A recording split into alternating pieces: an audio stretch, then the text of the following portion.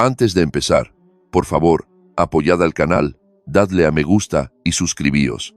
Quítale las manos de encima, Alejandro. Su voz, afilada, fría y completamente inalterable, cortó el aire como cristales rotos. Yo tenía a Hugo inmovilizado a medio camino contra la torre de champán. Mi mano estaba retorcida en el cuello de su smoking de 1000 euros, y esa misma sonrisa engreída seguía medio pegada en su cara. Pero fue la voz de Marta la que hizo girar todas las cabezas. La música se ralentizó, las charlas cesaron, y de repente, el salón de baile de la gala anual de Navidad de Tecnología Navarro cayó en un silencio sepulcral y sin aliento. Marta, mi mujer, la madre de nuestra hija, mi compañera de 8 años, dio un paso adelante con una copa de cava rosado en la mano y cero arrepentimiento en sus ojos. «Quiero el divorcio», dijo, lo suficientemente alto para que todos lo oyeran. Un tenedor tintineó contra un plato. Alguien en la barra soltó un grito ahogado. Mi agarre se aflojó instintivamente y Hugo se alisó el cuello como si yo fuera un aparcacoches exagerado. Parpadeé mirándola. «¿Hablas en serio?» Ella arqueó una ceja perfectamente depilada. No lo anunciaría en una gala corporativa si no lo fuera. Mi boca se abrió, pero no salió nada. Miré a mi alrededor, a los compañeros de trabajo congelados a mitad de un brindis. Mi jefe, Carlos, miraba como si acabara de ver explotar un servidor de la empresa. Y Marta, de pie en el centro de la pista, como si estuviera aceptando un premio Goya. «¿Le has besado?», dije, todavía aturdido. «¿Delante de todos?». «Corrección», respondió ella, bebiendo con calma. «Él me besó a mí. Yo no me resistí. Ese fue el primer corte. Luego vino la estocada final. Hace años que no te quiero», Alejandro dijo.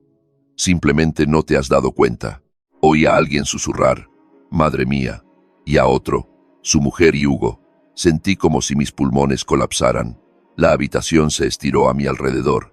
Las luces brillantes se atenuaron en un borrón de fondo. Ya no era Alejandro Vega, jefe de producto, marido, padre. Era un chiste, uno que todos acababan de escuchar por primera vez. Marta me dio la espalda sin dudarlo, entrelazando su brazo con el de Hugo. Le susurró algo al oído, y él se rió. Me quedé allí, solo bajo la purpurina de nieve falsa que caía del techo del salón de baile. La gente miraba, sin saber si ofrecer condolencias o fingir que no habían visto nada. Mis manos seguían temblando, mi mente aún intentaba procesarlo. Se suponía que la noche iba sobre ascensos e hitos de la empresa. En su lugar, se convirtió en la noche en que mi vida detonó frente a la mitad del sector corporativo de Madrid. Y si creéis que eso fue lo peor, eso fue solo el acto de apertura. La puerta principal crujió al abrirse, como si conociera el peso que yo cargaba. La chaqueta de mi traje seguía arrugada por donde había agarrado a Hugo.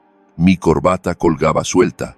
Ni siquiera me había dado cuenta de que había rozado mis zapatos contra el bordillo, caminando de un lado a otro como un idiota frente a ese maldito salón de baile después de que Marta desapareciera. Cerré la puerta tras de mí. Silencio total. Ni una sola luz encendida en la casa, pero no era pacífico. Era el tipo de silencio que presiona sobre tus costillas. Su voz vino desde la cocina. «No pensé que te quedarías tanto tiempo fuera». Entré en el umbral. Marta estaba sentada en la encimera con su bata, bebiendo café como si fuera cualquier otro domingo por la mañana, sin maquillaje, sin remordimientos. «Tanto tiempo», repetí. «¿Te refieres a después de que mi mujer me dejara públicamente delante de mis colegas?» Marta ni se inmutó. Alcanzó el azucarero. «Te lo dije anoche». «He terminado, Alejandro. Lo dijiste en una fiesta. No me lo dijiste a mí. ¿Hay alguna diferencia?» Eso dolió más de lo que debería. Caminé hacia el fregadero. Agarré el borde de la encimera. «Me humillaste». «Te humillaste tú mismo», dijo ella, removiendo su café, agarrando a Hugo de esa manera, gritando. «Montaste una escena». «Ah, ¿yo monté la escena?» Me giré, la ira finalmente abriéndose paso. «Besaste a tu jefe y anunciaste nuestro divorcio como si estuvieras dando una charla TED». Cruzó una pierna sobre la otra, perfectamente compuesta. Había que decirlo. «¿Qué pasa con Alba?», espeté. «Tiene 10 años. Marta, ¿has pensado siquiera en ella en todo esto?» Marta finalmente levantó la vista. Es resiliente. Es una niña. No es tu animal de apoyo emocional, respondió fríamente. Se adaptará. Eso me hizo estallar. ¿Crees que esto es normal? ¿Crees que está bien lanzar una bomba en nuestras vidas y esperar que nuestra hija simplemente sonría a través de ello? Marta se puso de pie ahora, taza en mano, su tono elevándose solo ligeramente. No le pido que sonría. La estoy protegiendo de ti. Parpadeé. ¿De mí? Eres volátil. Anoche lo demostraste. No puedes mantener tus emociones bajo control, y no voy a dejar que crezca alrededor de eso. Agarré a un hombre que estaba manoseando a mi mujer en público. Exmujer, corrigió ella, como si la palabra no le costara ni un solo aliento. Di un paso atrás. Mi pecho estaba apretado. Vas muy en serio con esto. Ya he hablado con un abogado. Mi voz se quebró antes de que pudiera detenerla. ¿Qué pasa con Alba? Ella tiene algo que decir. Marta negó con la cabeza lentamente. Ella vivirá conmigo. Eso no está sujeto a discusión. Golpeé mi palma contra la encimera. La taza traqueteó. Ni hablar. Marta no se inmutó. Ahí está. Ese temperamento. Ni siquiera has hablado con ella todavía. No puedes simplemente borrarme de su vida. Ella no necesita el drama, dijo, girándose para caminar hacia el pasillo. La seguí. ¿Y cómo llamas a lo de anoche? ¿Un cuento para dormir? Marta se giró bruscamente. Tomé una decisión, Alejandro. Una que debería haber tomado hace años. Siempre hiciste que esta casa pareciera el vestíbulo de un hotel. Ordenada, fría e impersonal. Ahora es mía, y haré que parezca un hogar. No puedes convertirme en el villano porque estés aburrida, no dijo ella. Te convertiste en el villano en el momento en que empezaste a necesitar una hija más que a una esposa. El pasillo resonó cuando dio un portazo a la puerta del dormitorio.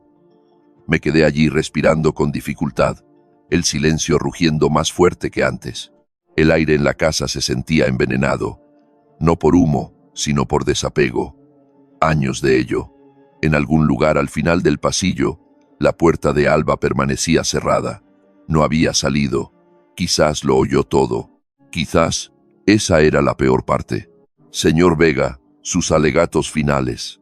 Me puse de pie, el corazón latiendo en mi pecho como si intentara salirse.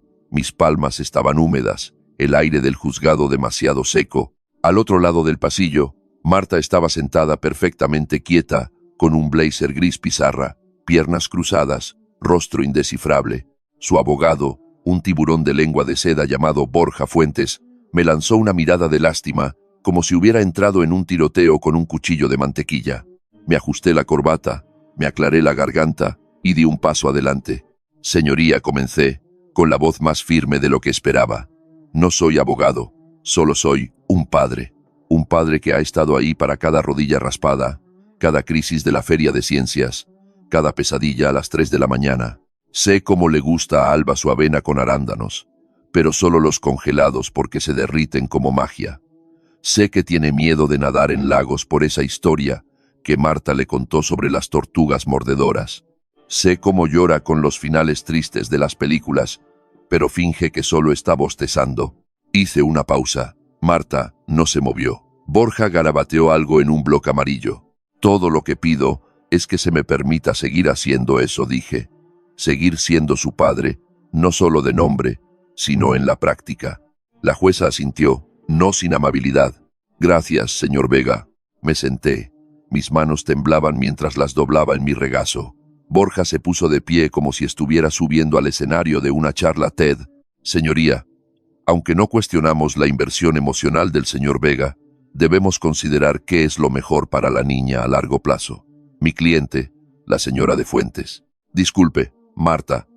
Ofrece un ingreso estable a tiempo completo, un hogar en un distrito con mejores colegios, un entorno familiar y, lo más importante, continuidad.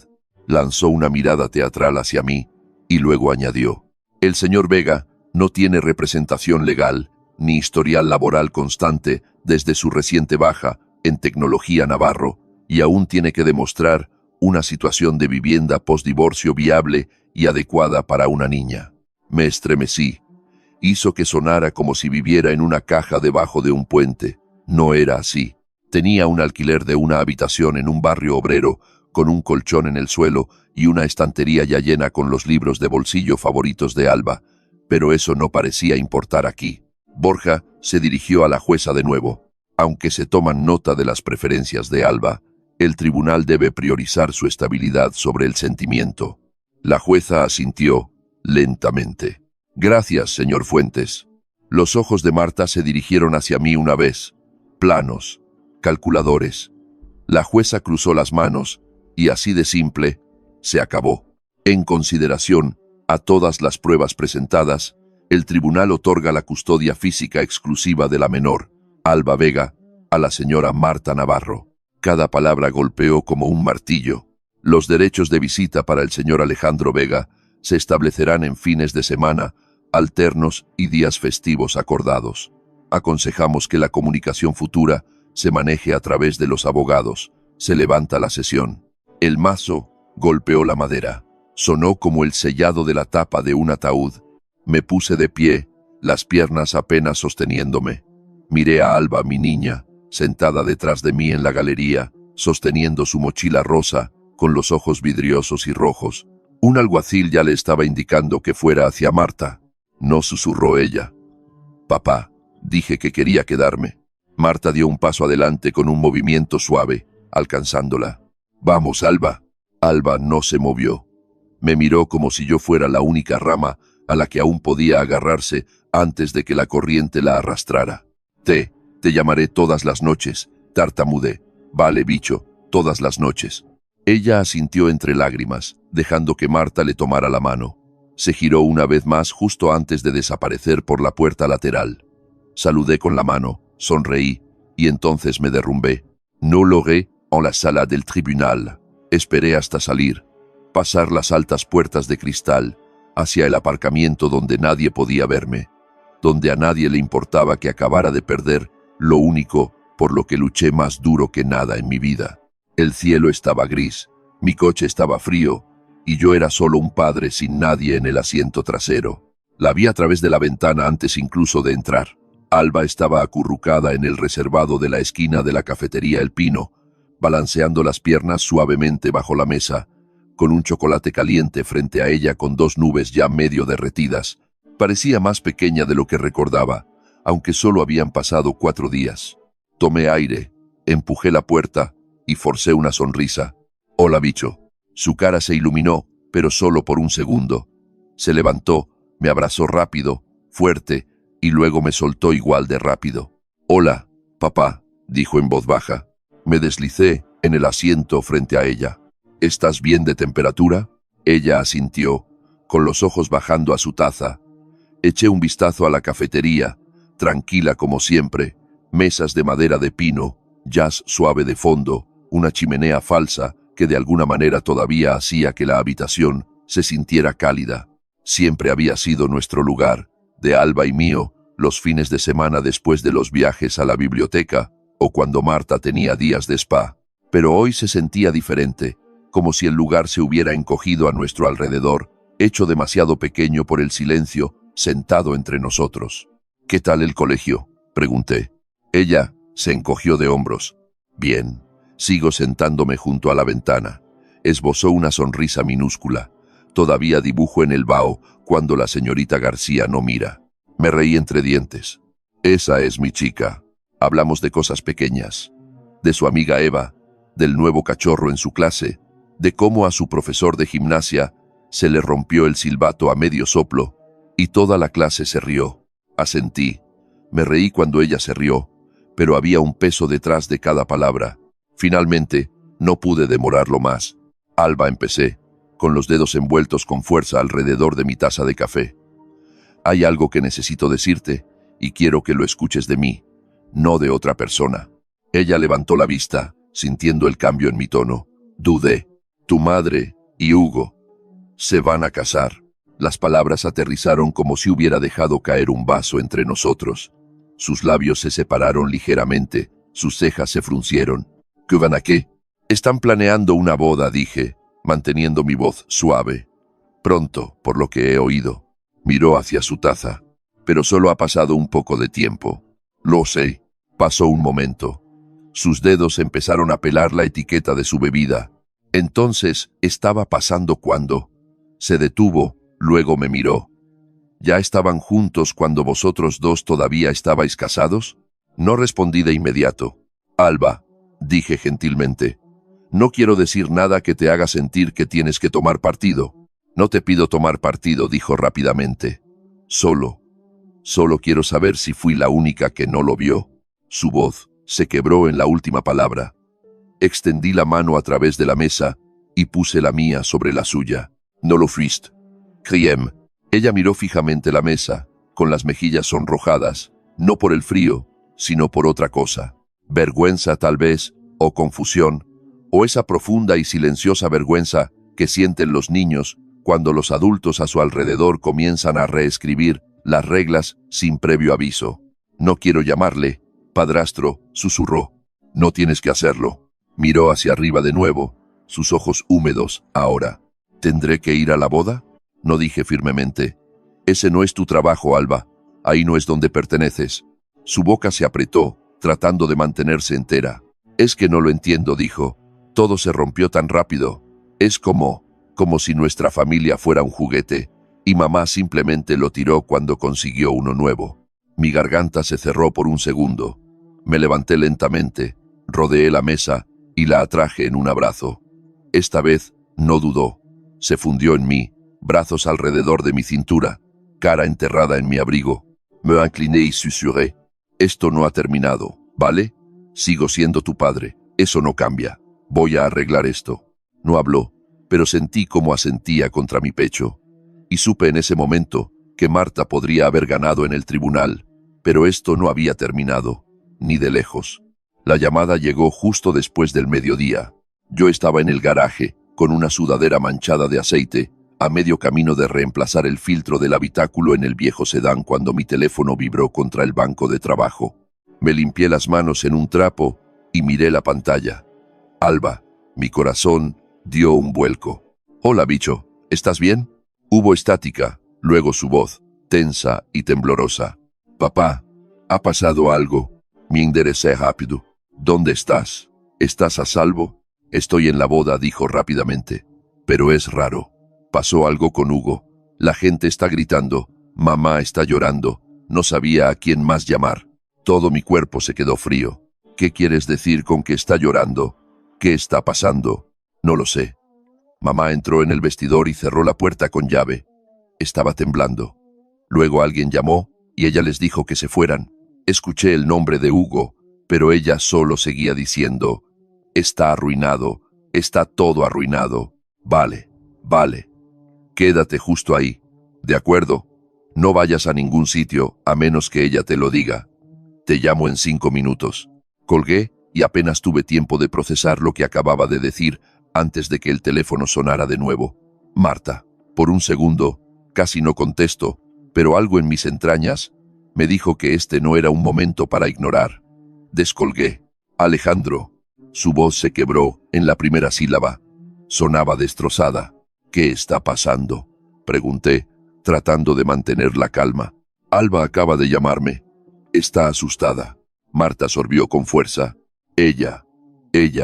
No se suponía que debía estar cerca de la sala de recepción. Le dije a mi hermana que la mantuviera fuera. ¿Fuera de qué? Marta, ¿qué ha pasado? No respondió de inmediato. Escuché murmullos de fondo, luego una puerta cerrándose. Se acabó, dijo en voz baja. Esperé. ¿Qué se acabó? La boda. Me apoyé contra el banco de trabajo, con la mandíbula tensa. ¿Por qué? Marta exhaló un largo y desigual suspiro. Me engañó, dijo. Con una de las damas de honor, mi prima en realidad, estaban en la bodega. Un camarero entró y los pilló, con los pantalones literalmente bajados. Parpadeé. No porque no lo creyera, sino porque no pensaba que nada de lo que hiciera Hugo pudiera sorprenderme ya. Yoder, no lo sabía, dijo ella, su voz volviéndose más suave. No hasta hoy. Pero aparentemente, la gente había estado susurrando cosas durante semanas. Yo, simplemente, no quería verlo. No querías verlo, repetí. Y Alba sí. No la metí en esto, espetó. Luego, inmediatamente, se retractó.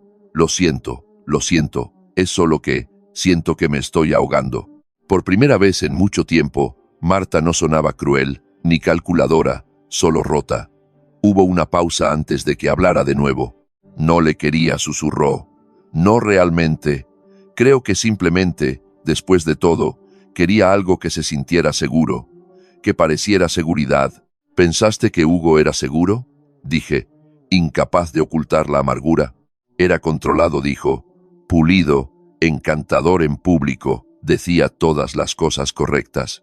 Me hacía sentir como si hubiera aterrizado en algún lugar sólido después de que todo entre nosotros se desmoronara. ¿Y ahora? Pregunté. Otro largo silencio. Ahora me siento como una estúpida. Me pasé una mano por el pelo, sin estar seguro de qué decir. Había tirado un matrimonio, un hogar y una familia por un hombre que no podía pasar por sus propios votos matrimoniales sin tropezar con el vestido de otra. Nunca quise que Alba viera nada de esto, añadió en voz baja. No quería arrastrarla a este desastre. Sí. Bueno, dije suavemente. Algunas cosas no vienen con botón de deshacer. Se quedó callada de nuevo. Alejandro, esperé. Ella no terminó la frase. Y honestamente, yo no pregunté. Ve a cuidar de Alba, dije. Iré a recogerla cuando las cosas se calmen. Val colgó. Y me quedé allí todavía apoyado en el banco de trabajo, mirando al suelo, tratando de averiguar qué se suponía que debía sentir. Alivio, justicia. No sentía nada de eso. Todo lo que veía en mi mente era a Alba acurrucada en algún rincón de esa boda rota, tratando de dar sentido a los errores de los adultos de los que nunca pidió ser parte. No esperaba que llamaran a la puerta. Eran poco más de las 3. Un almuerzo tardío. Estaba a medio comer en la mesa de centro. La televisión reproducía algún programa de reformas de casas en silencio. Ruido de fondo que no me molesté en cambiar. Cuando abrí la puerta, Marta estaba allí, con la cara lavada, todavía con el mismo vestido azul marino de ayer, solo que ahora arrugado. Su rímel hacía tiempo que había seguido su curso, dejando tenues manchas grises bajo ambos ojos. Parecía alguien que no había dormido, como alguien que acababa de darse cuenta de que las luces del escenario nunca fueron reales, solo calor e ilusión. ¿Puedo entrar? Me hice a un lado sin decir una palabra. Entró lentamente, con los brazos cruzados sobre sí misma. No se sentó, simplemente se quedó de pie en el centro de la sala, sus tacones resonando suavemente contra la madera, como si no supiera muy bien si pertenecía allí ya. No sabía a dónde más ir, dijo en voz baja. Di un pequeño asentimiento. Me apoyé contra la isla de la cocina. Alba está en el dormitorio. ¿Está bien? Marta cerró los ojos brevemente. Bien. Tomó un aliento tembloroso. Luego se giró para mirarme. Tenías razón, dijo. ¿Sobre él? ¿Sobre todo? Me mantuve en silencio. Se pasó una mano por el pelo, intentó colocar un mechón detrás de su oreja, pero seguía cayendo. Ni siquiera lo sintió, dijo. Cuando le confronté, culpó a la presión. Dijo que la boda no se sentía auténtica. ¿Te lo puedes creer? Llamó a la presencia de mi hija una distracción. Dijo que no estábamos listos para una familia mixta, como si yo no hubiera quemado mi vida hasta los cimientos por él. Su voz se quebró en las últimas palabras. Mantuve mis brazos cruzados. No era frialdad, simplemente me mantenía firme, y ella no estaba acostumbrada a eso de mí. Me avergoncé a mí misma, dijo, con la voz más baja ahora, pero más que eso, avergoncé a Alba. Vio más de lo que debería, dije tranquilamente. Tiene 10 años. No debería estar navegando por esto. Marta tragó saliva, asintió. Hubo una pausa, luego dio un paso más cerca. Quiero arreglar esto, dijo, sus ojos encontrándose con los míos. No por mí, por ella. No parpadeé. ¿Arreglar qué exactamente? Esto, nosotros, la familia. Cometí errores, Alejandro. Sé que dejé que alguien me hiciera sentir que estaba siendo elegida por primera vez en mucho tiempo. Confundí eso con amor. Lo veo ahora. Dejé que el silencio se estirara un poco demasiado antes de responder. No solo te fuiste, dije, mi voz uniforme. Me humillaste. Reescribiste la historia de nuestro matrimonio frente a compañeros de trabajo, nuestra hija, una jueza. Me dejaste luchar por Alba solo. El labio de Marta tembló ligeramente. No pensé que me perdonarías. No pensé que seguirías aquí. Estoy aquí por Alba, dije. No por ti. Dio un paso aún más cerca, con la voz apenas por encima de un susurro. ¿No podemos intentarlo de nuevo? Simplemente empezar de cero. La miré a los ojos, no enfadado, no amargado, solo honesto. No, Marta, no podemos. Ella parpadeó. ¿Por qué no? Porque algunas traiciones, dije lentamente, no vienen con un botón de rebobinar, y algunas personas, una vez que te muestran quiénes son realmente, no las invitas a entrar de nuevo. Su cara se desmoronó entonces, no dramáticamente, no para el espectáculo, solo un colapso lento, una constatación. Estaré en contacto, murmuró, girándose hacia la puerta. Se detuvo, con la mano en el pomo. Dile a Alba que la quiero. Asentí una vez. Ella lo sabe. Y entonces se fue. La puerta hizo clic suavemente tras ella, y por primera vez en mucho tiempo, el silencio en mi piso no se sentía vacío. Se sentía ganado. Empezó con una foto. Marta, en un selfie, con filtro suave, sosteniendo una taza etiquetada, madre soltera más fuerte que nunca, con la leyenda, recogiendo los pedazos, empezando de cero después de ser abandonada por el hombre que prometió para siempre, pero seguiré de pie por mi hija. Miré la pantalla con la mandíbula tensa. La publicación ya tenía más de 200 me gusta y una cadena de comentarios que iban desde «Eres tan valiente» hasta «Los hombres siempre huyen cuando las cosas se ponen difíciles». No respondí. Nunca lo hacía. Marta tenía una forma de pintarse a sí misma como la heroína en cada historia que destrozaba. Sus seguidores, en su mayoría compañeros de trabajo, conocidos y primos lejanos que no conocían los detalles, se lo tragaban como caramelos. La siguiente publicación llegó un día después. Un carrusel de fotos en blanco y negro. Alba de pequeña, yo borroso al fondo, Marta siempre al frente y al centro. La coparentalidad es difícil cuando uno de los padres deja de aparecer. Pero yo siempre apareceré. Soy su constante. Esa dolió más. No porque fuera mentira, sino porque ella sabía exactamente cómo hacer que pareciera la verdad. Lo dejé pasar, hasta que Alba no lo hizo. Esa tarde, salió de su dormitorio sosteniendo su móvil como si vibrara de calor. Se sentó a mi lado en el sofá e inclinó la pantalla hacia mí. ¿Has visto lo que está diciendo? Asentí lentamente.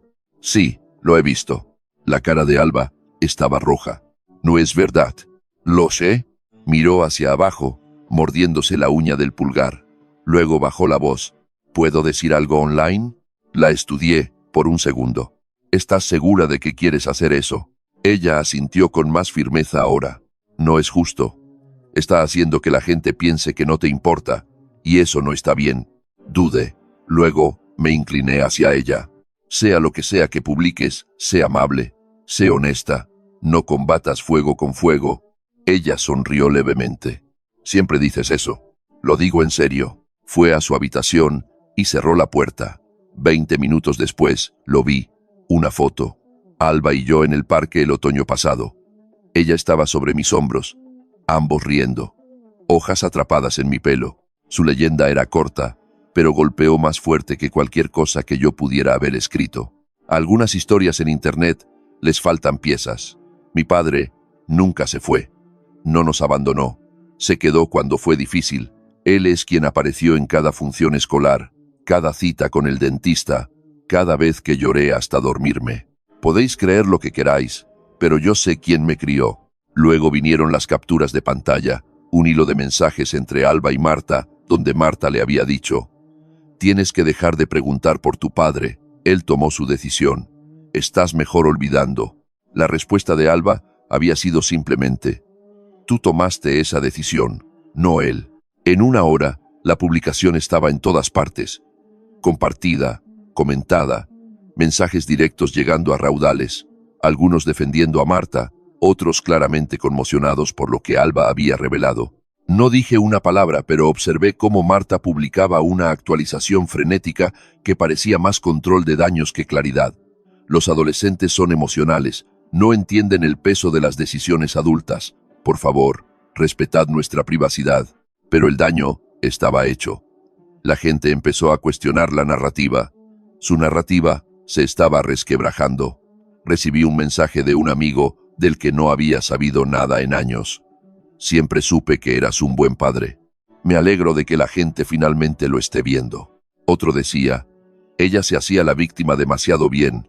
Me costó un tiempo notar que el guión nunca cambiaba. No me sentí reivindicado. Aún no, pero algo había cambiado. Marta estaba empezando a perder lo que más valoraba, el control sobre la historia. Y esta vez no fui yo quien lo recuperó, fue Alba.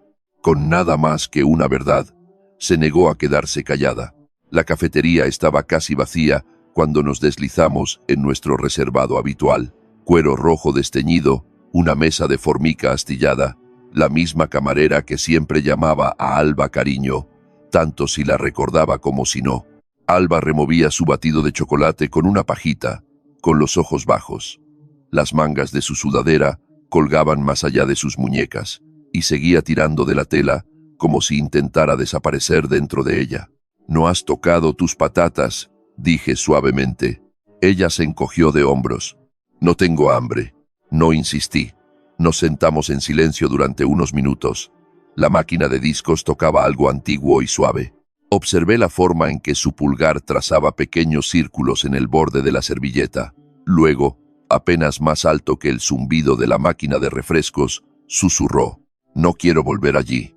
Levanté la vista. «¿A casa de tu madre?», asintió una vez, luego otra un poco más rápido. «Ella no me habla. No realmente.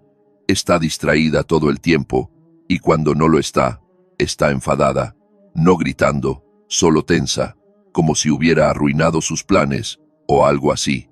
Mis manos se entrelazaron sobre la mesa. «¿Qué pasa con Hugo?». «Se ha ido», dijo rápidamente. «Después del desastre de la boda, desapareció. Mamá finge que no le importa, pero ha estado llorando en el baño todas las noches. Puedo oírla a través de los conductos de ventilación». Su voz se quebró levemente. «Es solo que no siento que pertenezca allí. Es como si estuviera visitando a alguien que solía conocerme». Extendí la mano a través de la mesa, cubriendo la suya con la mía. «No tienes que explicarlo, bicho. Lo entiendo». Sus ojos se levantaron para encontrarse con los míos, esperanzados, asustados. «¿Puedo quedarme contigo, como siempre?». Exhalé lentamente. Quería decir que sí allí mismo, pero sabía que a los papeles del juzgado no les importaba lo triste que pareciera una niña en el reservado de una cafetería. Tenía que ser cuidadoso, preciso. «Voy a intentarlo», dije. «Pero tenemos que hacerlo de la manera correcta. No quiero arriesgarme a estropearlo para ti». Ella se mordió el labio, luego asintió. «Haré lo que haga falta», susurró. «Hablaré con quien necesite. Les contaré todo». Le di un pequeño apretón a su mano. «Lo armaremos juntos, tú y yo, ladrillo a ladrillo, sin atajos esta vez». La camarera pasó, dejó un plato fresco de patatas. Alba logró una pequeña sonrisa, cogió una y la mojó en ketchup. Por primera vez en mucho tiempo, sus hombros parecían un poco menos pesados. Y en ese reservado tranquilo, con el olor a sándwich mixto y jabón de platos en el aire, sentí que algo se asentaba en mi pecho. Ya no estábamos solo sobreviviendo, estábamos a punto de luchar. Su nombre era Mónica Ruiz. Y la primera vez que me senté frente a ella en esa oficina, con paredes de cristal en el centro, supe que había encontrado a la persona adecuada. No se molestaba con florituras, nada de simpatía con voz suave, nada de caja de pañuelos esperando en la mesa, solo un bloc legal, un subrayador y un portátil ya abierto en la última publicación de Marta en redes sociales. «Así que ella afirmó que abandonaste a la familia», dijo Mónica, haciendo scroll, «pero tu hija vive con ella a tiempo parcial y claramente no se siente abandonada». Tocó la pantalla. «Y esta publicación de Alba, en la que te defendió. Eso es un contexto emocional sólido. Ella escribió eso por su cuenta. Ni siquiera lo supe, hasta que ya era público», dije. Mónica arqueó una ceja. «Bien. Eso significa que no fue entrenada». Se recostó, entrelazó los dedos. «Vamos a construir esto desde cero, y no vamos a entrar con emoción. Vamos a entrar con pruebas. Hablo de recibos, líneas de tiempo, inconsistencias. A los jueces no les importan los corazones rotos, les importan los hechos. Asentí lentamente, con el corazón latiendo de una manera que ya no se sentía como miedo. Entonces, ¿qué necesitas de mí? Todo, dijo, pasando a una página nueva. Capturas de pantalla, mensajes, cualquier foto tuya y de Alba, vacaciones, eventos escolares, días tranquilos en casa, cualquier cosa que muestre consistencia, estabilidad, implicación. Alcancé el sobre que había traído, lo deslicé sobre la mesa.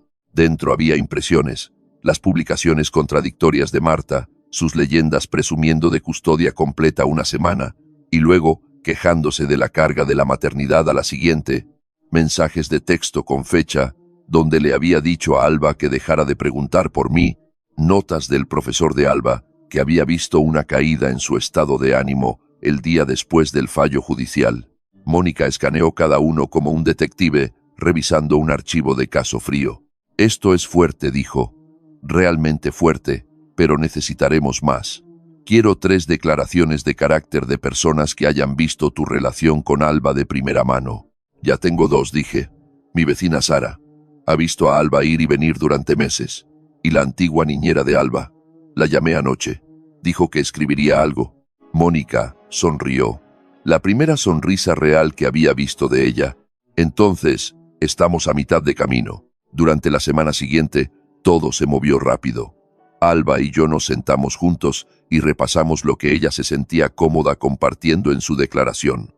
Insistió en ser escuchada, no solo sobre Marta, sino sobre la forma silenciosa en que yo estaba presente, preparando almuerzos, apareciendo en las reuniones de padres y maestros incluso cuando no estaba en la lista, leyendo las mismas 3 páginas de Gracias a Winn-Dixie cada noche, cuando no podía dormir. Mónica se reunió con amigos que habían visto cambiar la imagen pública de Marta desde el divorcio, cómo se inclinaba hacia el victimismo cuando le convenía, pero lo tiraba a un lado en el segundo que quería simpatía por la traición de Hugo. Cada mentira que Marta había publicado ahora trabajaba en su contra. Mónica lo llamó perjurio digital. Para cuando terminamos la preparación, la carpeta tenía 5 centímetros de grosor. Estaba codificada por colores y con referencias cruzadas. ¿Estás listo para esto?, preguntó Mónica una mañana, hojeando las secciones de pestañas etiquetadas como contradicciones, negligencia emocional y testimonio directo. Miré a Mónica, luego miré a Alba, sentada tranquilamente en el sofá del vestíbulo, dibujando una pequeña versión de dibujos animados de nuestro perro en un trozo de papel. Sí, dije. Estamos listos. Y por primera vez en meses, lo creí. Esto no era una súplica, esto era un caso, y esta vez no entrábamos solos. La sala del tribunal olía a papel y nervios. Alba se sentó a mi lado con su nuevo vestido azul marino, balanceando las rodillas suavemente, con los ojos fijos al frente. Mónica ya estaba abriendo la cremallera de su carpeta, colocando pestañas como un tablero de ajedrez. Al otro lado del pasillo, Marta estaba de pie cerca de su abogado, un tipo más joven esta vez, probablemente uno de los juniors de Borja Fuentes. Todo gomina y sin alma en los ojos. Marta se veía diferente ahora, pulida, sí, pero tensa. Sus dedos apretaban el borde de la mesa, como si intentara anclarse en su lugar. Su mirada seguía derivando hacia mí, pero no con el desapego frío que solía usar. Hoy parecía insegura. La jueza, la misma mujer de antes, entró bruscamente y asintió hacia ambas mesas. Procederemos, dijo, con voz plana. Demandante, puede comenzar. El abogado de Marta se puso de pie y se lanzó a un discurso que parecía reciclado de 1000 otras audiencias de custodia. La señora Navarro busca mantener la custodia completa de su hija, Alba, basándose en responsabilidades de cuidado primario a largo plazo y preocupaciones sobre el historial laboral inconsistente del padre y los intentos recientes de influir a la niña contra su madre a través de, dudó, pasando una página, manipulación digital. Mónica se inclinó hacia mí y susurró, esa es su estrategia, culpar a la niña por decir la verdad. Entonces Marta se puso de pie. Solo quiero lo mejor para mi hija, dijo, con la voz más alta de lo necesario. Y creo que está siendo manipulada emocionalmente. Sé que Alejandro es encantador en el tribunal, pero en casa es frío, distante. Sabe cómo parecer un héroe cuando la gente está mirando. Su abogado asintió como si eso lo resolviera. Mónica ni siquiera se levantó de inmediato. Se tomó su tiempo, dejando que el silencio se asentara antes de caminar con calma hacia el centro. Con la venia, señoría, comenzó. No confiamos en el encanto. Confiamos en registros, hechos y relatos de primera mano. Abrió la carpeta, deslizó algunos documentos hacia adelante. Prueba A. Las publicaciones en redes sociales de la señora Navarro acusando al señor Vega de abandono. Prueba B. Capturas de pantalla de mensajes de texto donde la señora Navarro le dice a Alba que no hable con su padre. Pasó una página, su voz firme. Prueba C. Declaraciones de 2 adultos no relacionados. La orientadora escolar de Alba y su antigua niñera, confirmando que el señor Vega ha estado presente consistentemente, ha sido un apoyo emocional y, según todos los relatos, el ancla principal de la niña. Los ojos de Marta se dirigieron a la mesa. Mónica siguió adelante. Y finalmente, prueba D. La declaración escrita de Alba Vega, revisada por su orientadora escolar y firmada en presencia de un notario. Está escrita en sus propias palabras: señoría, sin manipulación, solo honestidad. La jueza se ajustó las gafas, hojeando lentamente cada documento. El abogado de Marta objetó: tiene 10 años. Es demasiado joven para hacer reclamaciones legales de preferencia. La jueza no levantó la vista. No está haciendo reclamaciones. Está describiendo su experiencia vivida. Entonces, la habitación cayó en una quietud eléctrica y profunda. La jueza cerró la carpeta, suavemente, descansó sus manos encima. He revisado el material, he escuchado a ambas partes. Lo que queda claro, dijo lentamente, es que uno de los padres ha permitido que su imagen online defina su narrativa, y el otro ha permitido que sus acciones hablen más alto que cualquier publicación. Marta se movió en su asiento. Con efecto inmediato, se otorga la custodia física y legal exclusiva de Alba Vega al señor Alejandro Vega. El aliento de Marta se cortó, su boca se abrió ligeramente, luego se cerró. La jueza continuó: la señora Navarro mantendrá derechos de visita, sujeto a revisión en 6 meses, pendiente de estabilidad emocional demostrada y cooperación en la coparentalidad. Marta se puso de pie de un salto. No puede hacer esto. He sido su madre desde el primer día. Él manipuló todo esto. Mónica se levantó, tranquila como siempre. Los hechos hablan por sí mismos. La jueza le dio a Marta una sola mirada. Señora Navarro, si desea impugnar el fallo, puede presentar una apelación, pero esta decisión se mantiene. Marta se quedó congelada un momento más. Luego agarró su bolso en silencio y salió, sus tacones resonando demasiado fuerte contra las baldosas de mármol. Sentí las manos de Alba deslizarse en las mías, y me aferré como si nunca tuviera la intención de soltarla de nuevo. 3 meses después, la casa olía a canela y pintura acrílica.